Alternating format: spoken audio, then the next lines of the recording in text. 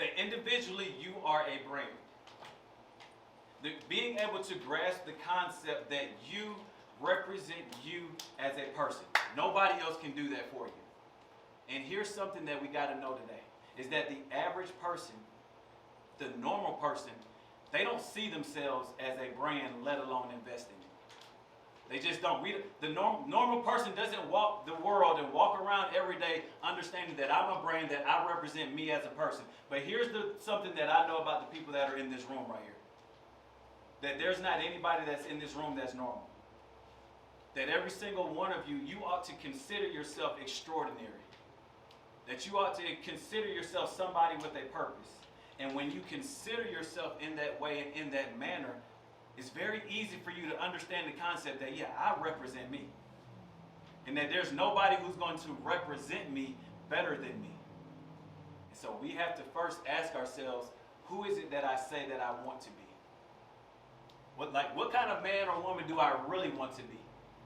And then once I make that decision, because see, you have to begin to make that decision now.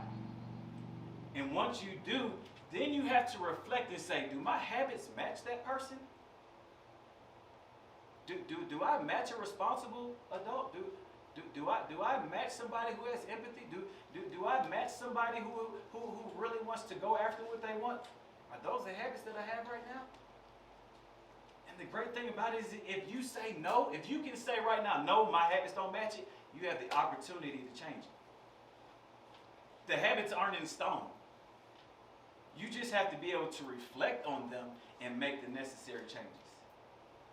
And here's part of our problem many times we don't value our brand enough to tell some people we can no longer be connected. We value so many other relationships and connections more than we value our own name. More than we value what we represent. Because see, many times we'll make decisions because we're considering they. We say, they might not like me anymore. They might not want to hang out with me. They might be mad at me. They, what about you? Will this potentially help or hurt me? And if it will potentially hurt me, and you can put anything in there, will this potentially keep me from reaching my goals? Will this potentially keep me from becoming the best version of myself? And if you don't want those things, you can easily say no in those situations. It becomes easy. There are no variables. It's not will I or will I not get caught. It's none of that. It's will this potentially help or hurt me? And you can easily answer that because all of you said you want the possibility to be everything you were born to be and to accomplish everything you were born to accomplish.